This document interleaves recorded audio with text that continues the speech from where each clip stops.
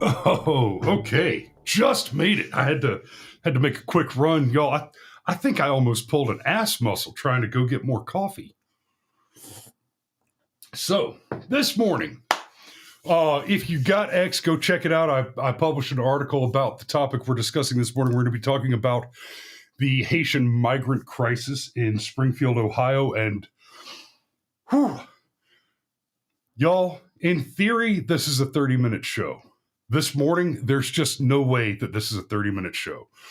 Because of the nature and the gravity of this particular topic, I've brought back in one of our favorite special guests.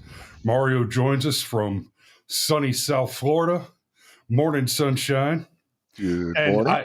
I want to say this because this is the third episode in a row that I've had Mario on as a special guest.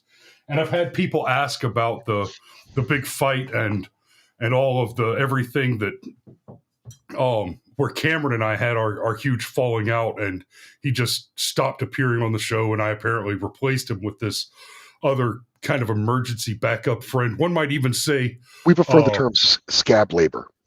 Yes, yeah, so Mario scabbed in, clearly the inferior co-host, as many have commented, and I just want to allay many of your concerns.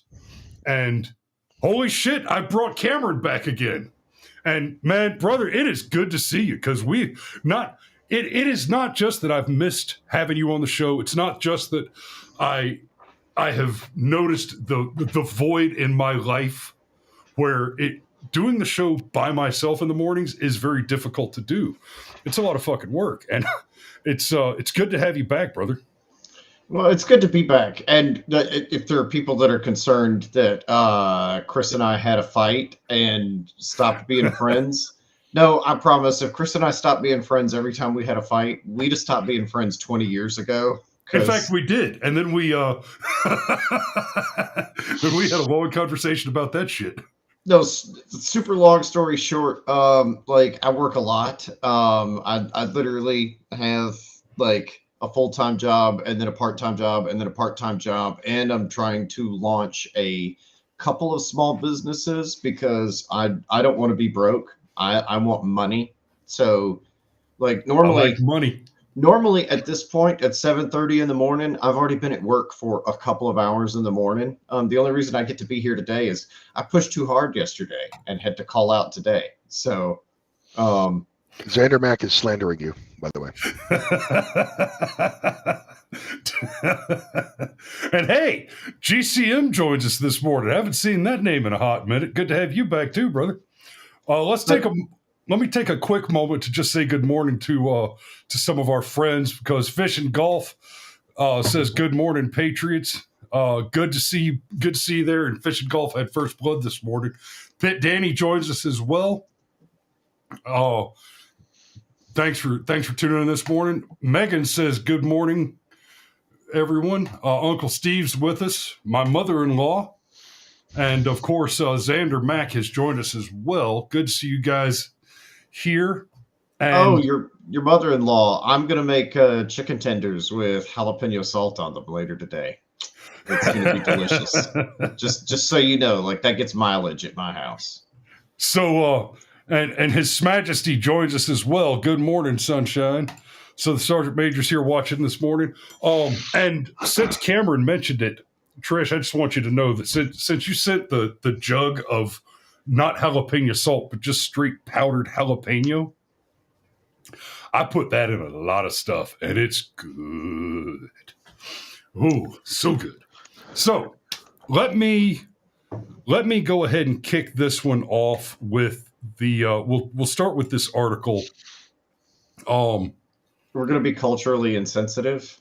Very Yeah, much so. In fact, I'm going to start with this article from Snopes. And I'm doing it this way for a very particular reason. Let me read a bit of this to you. Snopes opens with, "There's no evidence Haitian immigrants are eating ducks, geese, or pets in Springfield, Ohio. Claim, da, da, da, da." And then they say, oh, it's false. But then we get down here and it turns out, oh, wait a minute. It says, in defense of the claim that Haitian immigrants were eating cats, X shared a video of purported body cam footage of police arresting a Haitian immigrant in Springfield, Ohio, eating a cat. That is evidence. Okay, so they're just Video liars. Okay, evidence to be presented in court. Let me remind you. Look, this is a rabbit hole that I went down. Like, I had no idea you were going to do the show about this. This is just something where, like, I was laying in bed, doom scrolling Twitter, and I saw the video of the woman eating the cat. And of course I was like, all right, what in the blue fuck is this? And here's what they're doing here. Okay. It looks like the woman eating the cat might have just been high as balls and ate the cat. However, there's certainly multiple reports that I also found that Haitian immigrants are snatching geese out of public parks and literally just like twisting their heads off right there and then taking them home and eating them. So they're doing that thing where, like, we'll make a claim like, oh, I don't know, Joe Biden, where we say Joe Biden has severe dementia, and they go, no, he doesn't. And then they give that word severe a whole lot of load-bearing weight. So when you say, well, they're stealing pets and geese and eating them, well, they say, well, there's no evidence that they're stealing pets, but there's plenty of evidence that they're stealing ducks and geese out of public parks. They take one false post, okay, and use it to paint all the other, anecdotal evidence you're getting from the actual locals. So, you get 20 people posting something factual, or you get, several city council, speeches given by people, citizens who are angry about the situation. But no, like one post of a woman eating a cat that's actually from 2 years ago, they use that to discredit the whole thing. So okay, so let me bring this around to where where I really want us to go with this conversation. I need to change that screen share real quick. So if you search Haitian eating pets, you'll see that there's all these headlines: no evidence, claims unfounded, Vance magnifies false claims about Haitian immigrants, et cetera. But they're missing the point, and they're missing the point on purpose. And this is the primary focus that I want to keep the show on. There's all these newspapers, all these lefty rags running with this headline that, oh, well, it's just ridiculous that people are claiming that Haitian migrants are eating pets. How's about let's pay a little more attention to the fact that Springfield, Ohio, has 30,000 Haitians flooding into their city. A city whose population is between 55 and 60,000 total. All right. That should remind you all of situations like Lesbos, where the island was flooded by illegal aliens and they just devoured all of the public services, or, God forbid, Lampadusa, where an island with a population of 6,000 had 7,500 immigrants land on their shores all at one time and just completely overwhelm the island. So what's really happening here, Xander, oh God, you just about broke my entire Alf. my Oh, entire God. train of thought with that one. Can't, But can't, what's can't really drop those happening deep with these references. headlines about no, there's no real evidence that people are eating cats. That's not the thing that matters. That's all distraction. That's all pre-programming, so that tonight, when Donald Trump brings up the problems caused by border czar Kamala Harris's abysmal record on the border, she could stand there and say, "Oh, well, you've all read the articles. This is all fake news about immigrants eating cats, and it's just overblown and fear mongering hate speech from the right." But the fact is that immigration really is a problem. And Cameron, I know I monologue, but it's my show. Stick with me just a second. The other thing that I want you to remember in this context is we are talking about Haitian immigrants. It was not that long ago that we had on this show some very serious conversations about literal gangs of cannibals controlling Haiti. So culturally, there's a thing that Americans just don't get. And this is important. The average American citizen has no intellectual scope of the differences between cultures. Intellectually, they understand the world to be essentially divided into two categories. One, where you have civilized world and not civilized world. And the, quote, civilized world is all essentially the same as the Western world. It's basically America with less guns and different flavors of Jesus to hate on. And then everything that doesn't fall into that very narrow category is just the backdrop of every Sally Struthers commercial you've ever seen. It's children eating shit cookies because they're starving to death. They've got their bloated tummies and you need to send them 75 cents a day.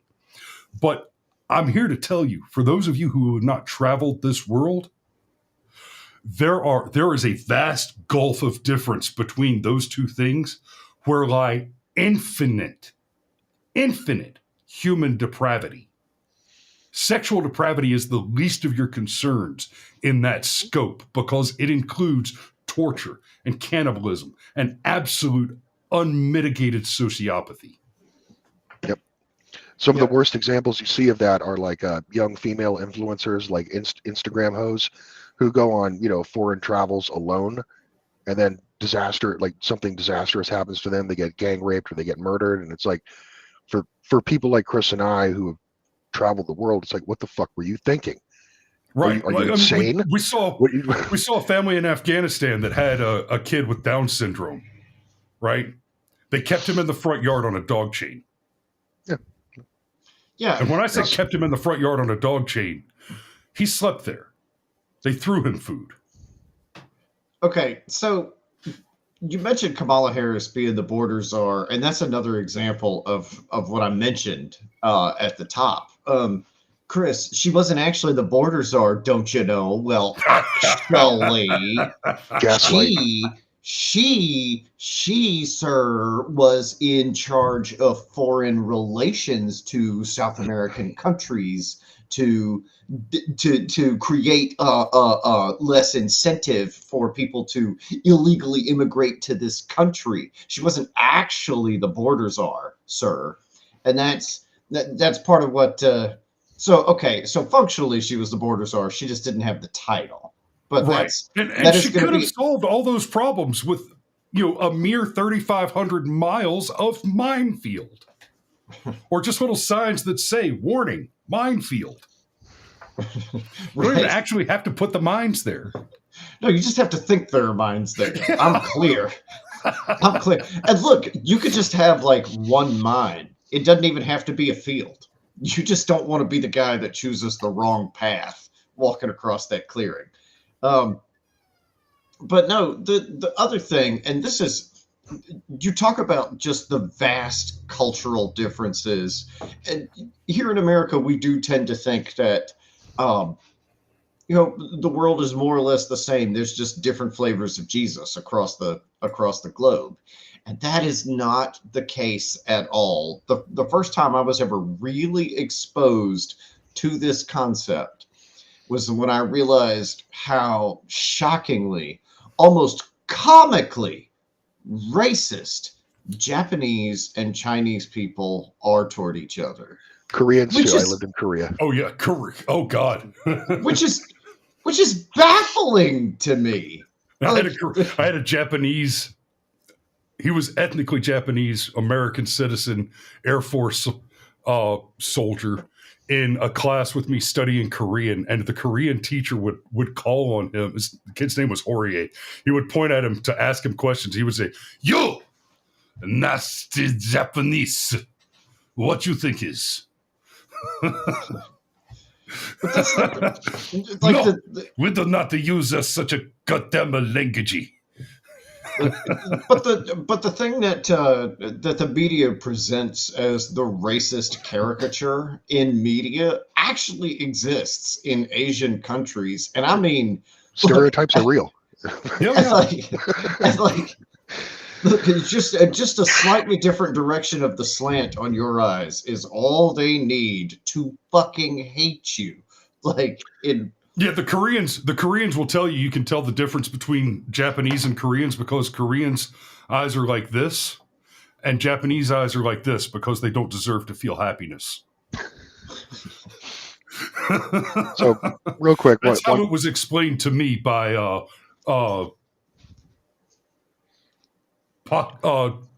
damn it.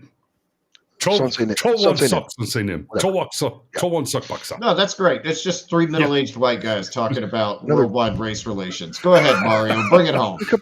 Just one minor thing is there are smaller differences as well. Like I lived in Italy for 2 years, and one of the most infuriating things was Italians don't know how to form a line. They can't queue up. You know what I mean? It's just like a wedge of people trying to get to one thing, and you have to like jostle each other to get to the head of the line. And I'm like, guys, do you know how zippers work? I'm bigger and taller than the average Italian, and I'm like, you don't want to play this game with me, okay? I'm going to win. Right. But let's play the brute force wins game.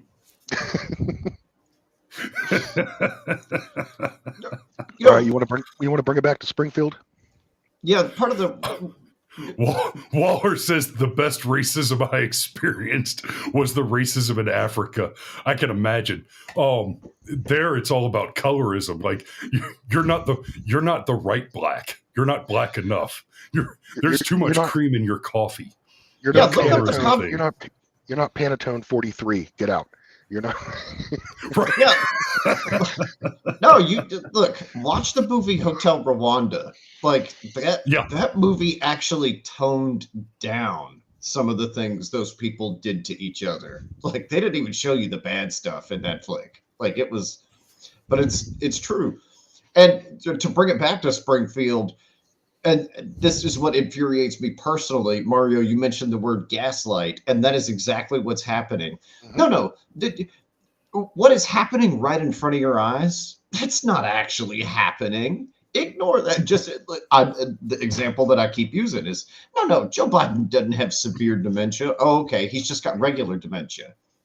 Remember when they kept saying early onset dementia? The right-wing pundits kept saying early onset dementia, and we're sitting here on BFM every morning screaming, "No, bitch, he's 80. This isn't early onset. This is just dementia." Yes, garden variety. Like you could set your fucking watch to this kind of dementia. So, you mind if I give a brief overview of what's going on in Springfield? Okay, right. So, in the last 2 years, 20,000 Haitians, have immigrated legally or illegally, to a town of 60,000 people. One of the first things that people started noticing is that the traffic fatalities skyrocketed. One big story you may remember from earlier this year was a Haitian migrant crashing into a school bus, overturning it, killing one child, and injuring 20 other children. This made national attention. The welfare and the social services have been overloaded in the area. People trying to get Medicaid can't get it. Lines are out the door. Every public service is basically flooded by immigrants, and it makes the town people, it makes it inaccessible to the actual locals. intimidation of the locals and just an atmosphere of hostility. I've read stories and seen posts of just average citizens who are scared to go to Walmart or scared to go to the grocery store because the migrants will do a thing where they like block an aisle and they will not move out of the way for you. So there's no common courtesy. So just creating an atmosphere of hostility is enough to be a significant social problem. And the pets disappearing and the animal sacrifices. So people saying that that's not happening. Okay, well, let me ask you this. This is how I would think about it.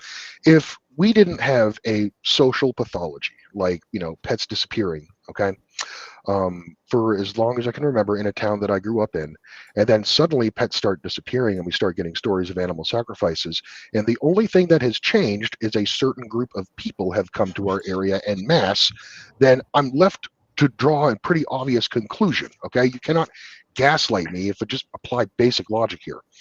And of course, the public schools being flooded with the immigrant children. All right, most of whom they can't write in French or patois, whatever their local dialect, whatever their dialect of French is. Okay, so educational sinkholes being like put into the same school system as your children.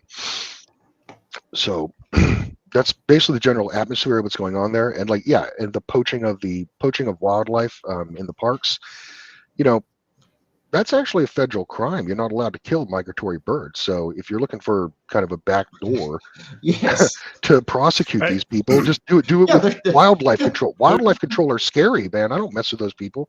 Yeah, they're killing Canadian geese. Yes and no. The Canadian geese are federally protected migratory birds, but they also have a hunting season. There is a hunting season for the geese.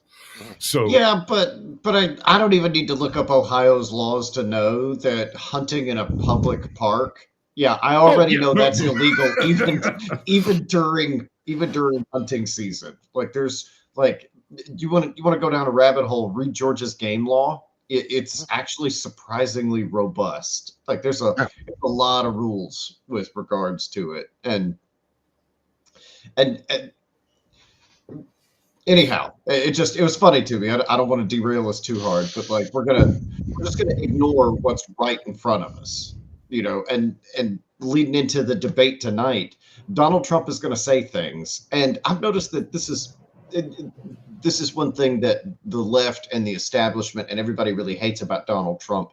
He is a bullshitter. He does say things that are factually not true, but what he tends to do is say things that are directionally correct, as in he's got the idea pointed in the right direction.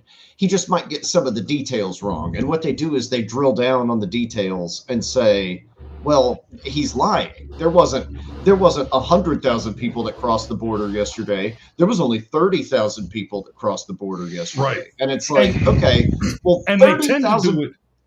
They tend to do that so that they could say things like, well, Donald Trump has told 15,000 lies in the last 14 days. And they get to that number by taking things like when he ordered cheeseburgers from McDonald's for the basketball team or football team or whatever it was. He said, oh, yeah, you should have seen it. We had so many cheeseburgers. We had them piled a mile high. And the fact checks were all like, well, no, if they were piled a mile high, that would be this far from the ground and it would be unstable and structurally. What? Yeah, that would require at least 12,000 cheeseburgers. Have you never heard of hyperbole? Right, and that's largely when they say that Donald Trump is lying about something, like Cameron just said, he's directionally correct, but he tends to speak in hyperbole. Okay. Which is a thing that normal people do. Like, how many times have you said, I'm going to kill that motherfucker, and you didn't actually kill the guy, you were just angry, and you were like, what's a thing that I could say that will express this level of anger? And famously, he cracked the joke about, well, hey, maybe Putin did find those emails and he could send them over here so we can take a look at them, right? And the press lost their mind. Oh, Donald Trump is actively encouraging Russia to conduct spying operations against. Shut the fuck up. Yeah, you're a professional word person and you don't understand jokes.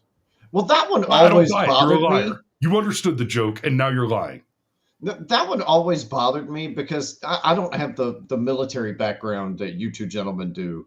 But let me tell you, as soon as I found out that Hillary Clinton had her own private server, I also found out that China and Iran and Russia and God knows how many other people have copies of that server. Of Like, course. nobody needed to tell me that. I just understood. So when Donald Trump was like, "Hey, Russia, if you have the emails, Russia, maybe you could get the like," I knew exactly what he meant. Like, Russia already had the emails because Hillary had that private server. Like, it just, If I did what Hillary did, I'd be doing 20 in Leavenworth minimum. dude, Chris and I have talked about Oh this yeah, off air. If we did what Hillary did, they wouldn't know where our bodies were. right. Like, it would just be gone. Like, it would be it would be terrible. You know, one of the things that this ties back to is something that Donald Trump tapped into when he first rode down the escalator and had his infamous, "Oh my God, Mexican rapists" and all that. Obviously, anybody that didn't have a terminal case of TDS knew that he was not accusing Mexico of having nothing but rapists in their country. What he was, Someone's doing the raping. Okay. look, yes, but what he was really driving at is that there is a difference, and there's the concept of the melting pot, you know, the soup. But the left seems to they more like want us to have a salad. We don't have to blend everything together. Oh no, everything can be its own individual part and still be a part of the cohesive whole. And yet that's just not how it works. In America, there tends to be a Christian ethic that takes a certain form and function, even if you're an atheist, even if you're a Muslim or whatever. There are just certain things about how we behave socially, things in our legal system, and everything from how we conduct business. It all revolves around this sort of liberal Christian tolerant ethic. So when you bring in people that are going to do things like block off an aisle at Walmart and actually look at you like you're the asshole because you're just trying to buy some bagels and they happen to be standing in the fucking way, well, that's a problem. And then when you elevate it to things like, let's just assume that the only thing that's true is that the geese are being snatched out of the parks, and everything else about the pets disappearing is false. I'm not saying that, but just for the purposes of this discussion, let's just accept that as fact. That's still already bad. Like, and it's not surprising that people would make that mistake, because now you're dealing with folks that don't comport to the basic social contract in how our country works. Like, they don't care. And it's not even that they don't care because they're bad people. Like, forget all that. They don't care because for the first 25 years of their life, they didn't have to care. It's not how they lived their life. Now suddenly they're here, and it's like, hey, buddy, move. This is not the aisle at the end of a really long church service. That's the only time in the South it's acceptable to block the aisle. Okay, so their culture is on a completely separate wavelength. Okay, right. Than what we are Well, on. All right. Let me bring this back around to the Haitians generally by talking about Trump and the Mexicans, because Cameron brought this up. That's one of the big hoaxes, kind of like the very fine people hoax. Trump said they're not sending their best. Some of these people, some of them are rapists and murderers, et cetera, right? And then, of course, all the headlines said that Trump says that all Mexicans are rapists and murderers. And some of the headlines said that all immigrants are rapists and murderers. Now, he said that of the immigrants coming from Mexico, some of them are rapists and murderers. The converse, the only argument that can be made against that statement that some of the people are rapists and murderers, the left has to suggest, by suggesting that that statement is false, they're arguing that among those people coming illegally across the border, none are rapists and murderers. And that's clearly false. Just like the Haitian migrants that we're talking about flooding into Springfield, Ohio, right? Not all Haitians are cannibal gangsters, but when you have a non-zero chance of a hostile foreign invasion force, including cannibal gangsters, my money says, wait. No. They don't have to be cannibal gangsters, okay? You look at some of the accounts of like USAID workers, healthcare workers who have volunteered in Haiti, and they talk about the major problems with the bureaucracy there, okay? How people, like the concept of numerical ordering or putting things in alphabetical order, that concept doesn't exist to them. So it takes 5 hours to find a single document, okay, in an office where there's basically no filing procedures, okay? That alone is enough to cause your society to collapse. If people can't even get the basics like that correct, it doesn't. You know, if I lived in Springfield, it would be enough that when I walk outside, I'm seeing trash in the road for me to want them expelled. Okay, I have a standard. I have a first world standard of how people govern themselves and how they behave in public. Now, you're probably wondering, like, why Springfield, well, that's an Ohio? ethnocentric standard, sir.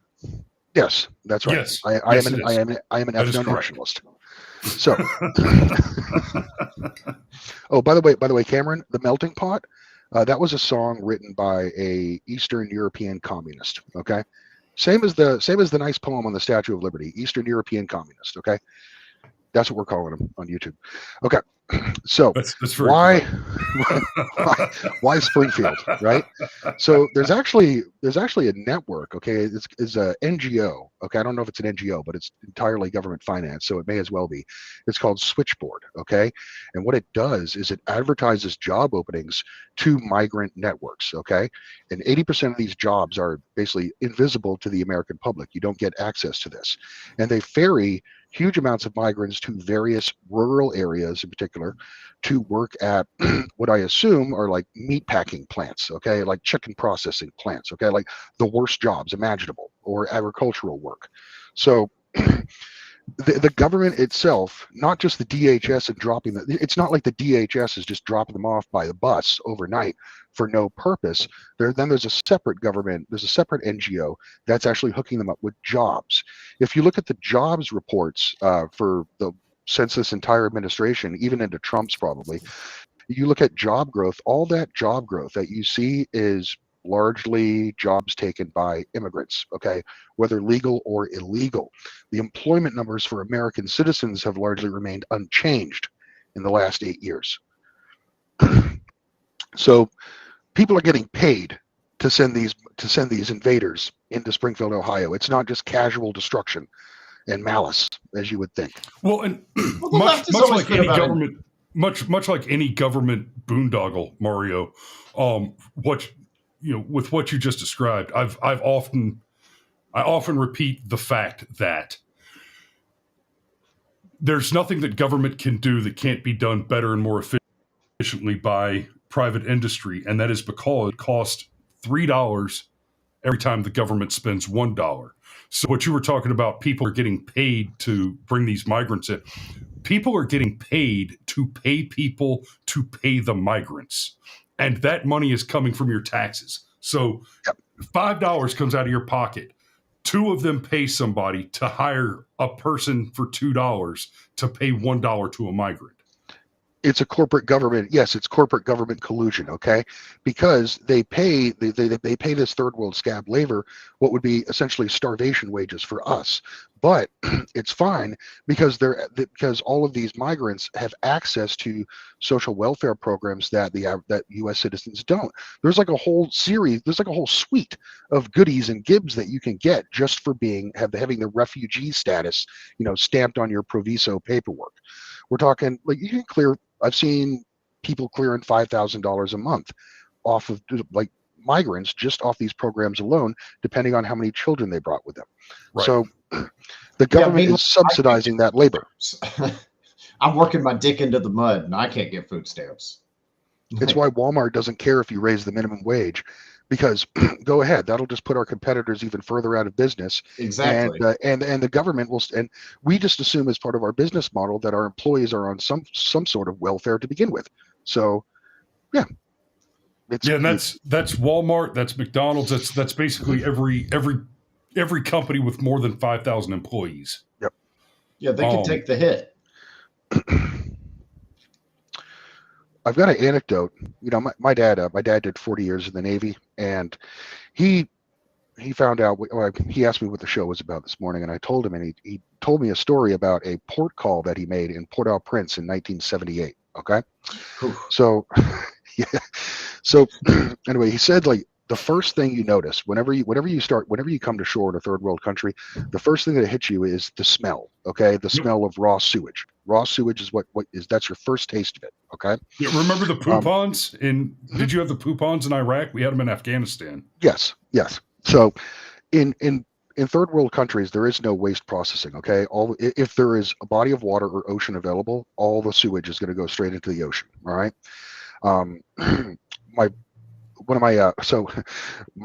Most fathers would like tell their children ghost stories or whatever to scare them as a child. My dad would tell me stories of going to port in third world countries. Okay, my brother and my favorite one was Karachi, Pakistan. Okay, where like, my dad would like tell a story like dead bodies, dead dogs floating in the bay. Okay, the smell of raw sewage permeates you. Sailors vomiting over the side of the ship, you know, on watch. People like restaurants washing their dishes in the gutter water, okay, and like just like maybe 12 paces the other direction, someone's taking a shit in the gutter, like horror stories like that. That would fascinate my brother and I as a child. Right. But anyway, with Port-au-Prince, so they pull up. My dad was he was the coxswain for this mission. Okay, I know it sounds silly. Coxswain is the pilot of the captain's personal like little boat. Okay, not the, you know what I mean, for when he goes to shore. So. A captain of a naval vessel, when he goes underway, okay, they have their basic mission, which is to go to port call, and keep the shipping lanes open. You know what I mean, for whatever their route is, right? Well, they also have little side quests, okay, kind of like a video game where it's like optional. Do this. So let's say meet a French government official in Port-au-Prince as like a side quest. So. That's what my dad was helping the captain do. So they get ashore. The dock is basically dilapidated, the type of thing where you have to watch your step or you'll break your ankle instantly. And then they ask where like the nicest hotel is in Port-au-Prince, and they get directions to there, and they go inside, and basically it looks like a prison. Okay, it's effectively a prison with rats and roaches. This is the nicest hotel in Port-au-Prince, 1978. So they just decided to, you know, go back to the ship, like we're leaving. We're not even going to bother with this side quest while we're here. And he said, like, they walked around like open carrying 45s, okay, just so they wouldn't get messed with. And my dad told me it's like a horrifying presence that you feel in the air there. Everybody is staring at you. Everyone is basically sizing you up, and they're looking at you with predatory eyes. Okay, straight predatory eyes. You are a piece of meat to be used if the opportunity is given. So anyway, that's my little story of Port-au-Prince. You can thank my dad. All right. I know Mario's got a hard cut time, so let's go ahead and try to put a pin in this real quick. Let's close on tonight is the debate, and y'all, I'm gonna have some popcorn. I'm gonna watch this show. I'm looking forward to it largely because there's been so much noise out of the Harris campaign about trying to get the rules changed, right? They made a big deal. Oh, we've got this new technology where we can mute the microphones. It's not new technology. Let me, you know how new that technology is? Let's see. I bought this mixing board,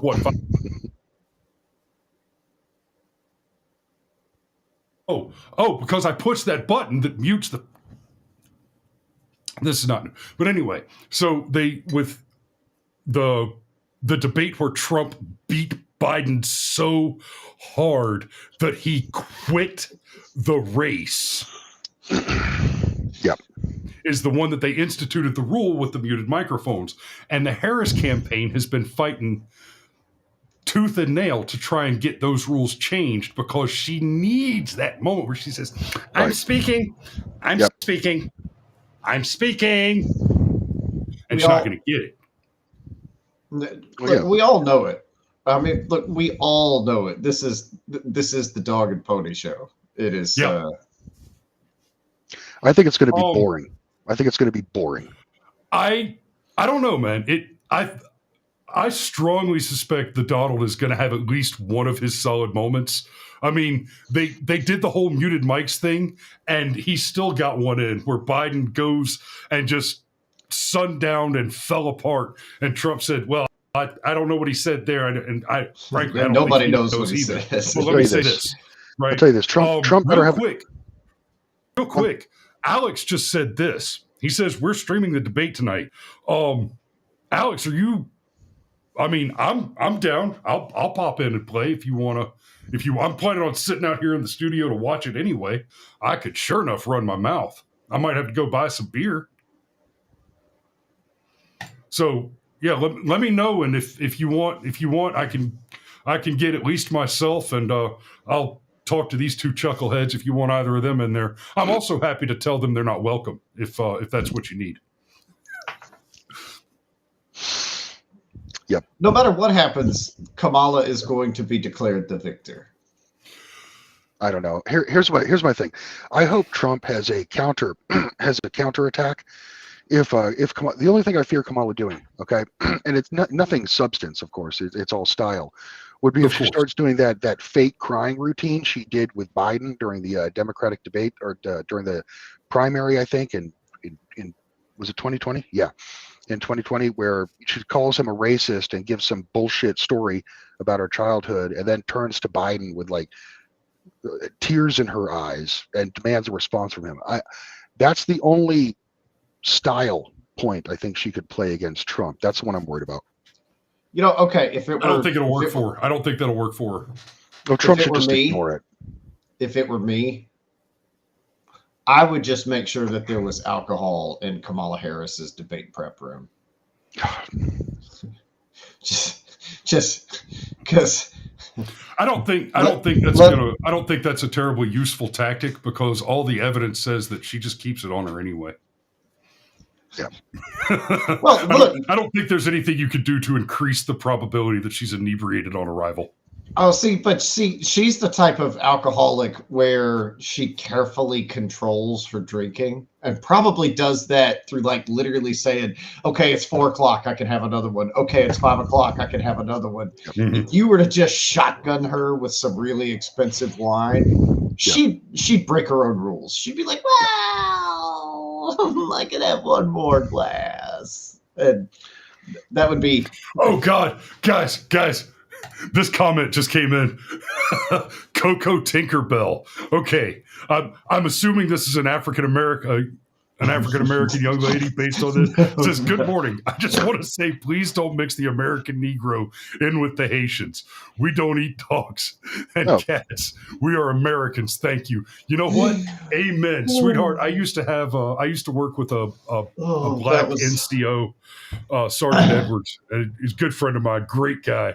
And one of the funniest things I ever heard him say, it was just an off the cuff comment. We were, with the wives and the unit, and somebody, it was time to go out to dinner or whatever. What do y'all want to do? And I said chicken wings, and Sergeant Edwards said, hot wings is my favorite fruit. At some of the city council meetings in Springfield, American blacks have stood up and basically expressed their disbelief at the situation. So, no, we're aware. Mm-hmm.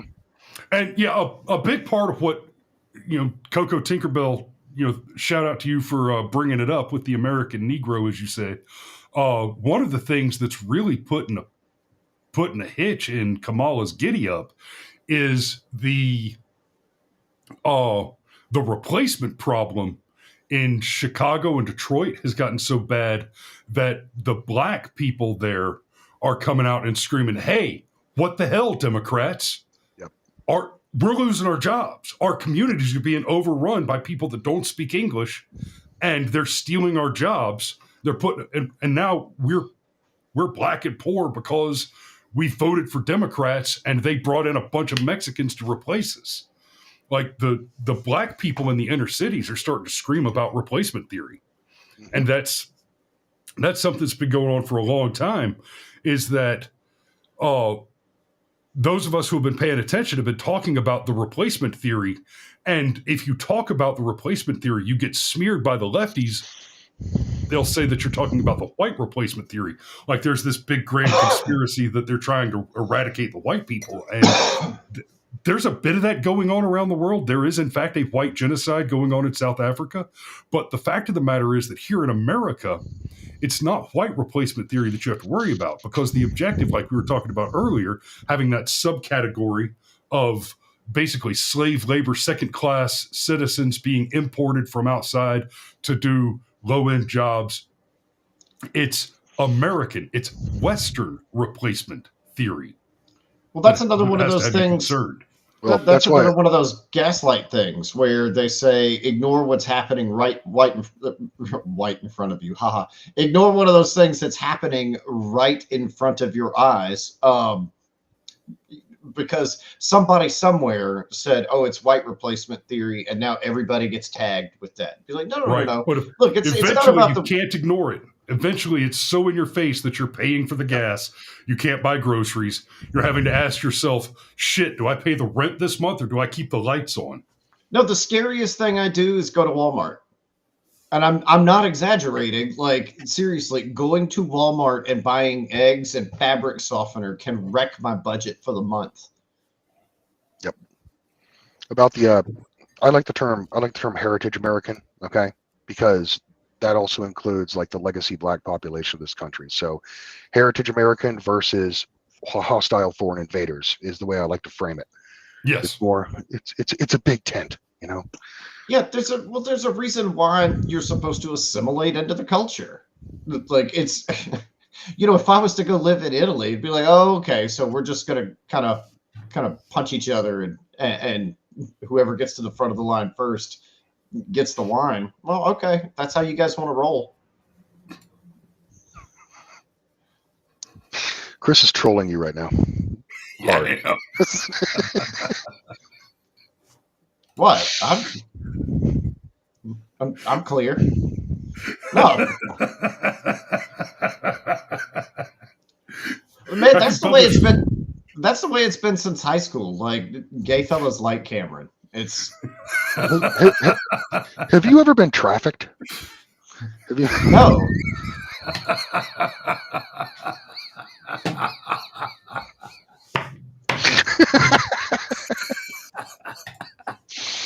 All right, well, you know what? I was going to try and send us out on a crude joke, we can I close guess on I did. That. And I guess I did. I think that'll do us for today, boys. Can't beat that. I'm gonna go ahead and put a pin in it right there. You guys take care. We'll catch you on the next one. Right. I'll get in touch with you two later after I talk to Alex. And yeah, so y'all take care, and we'll talk to you soon. Thanks for joining us this morning. For the rest of you, for you guys watching at home, thank you so much for joining us this morning. I think we had a great show this morning. I had a blast, and having both of my favorite guests on really helped to take that to the next place. So again, thanks for watching this morning. We love you, and we will see you tomorrow.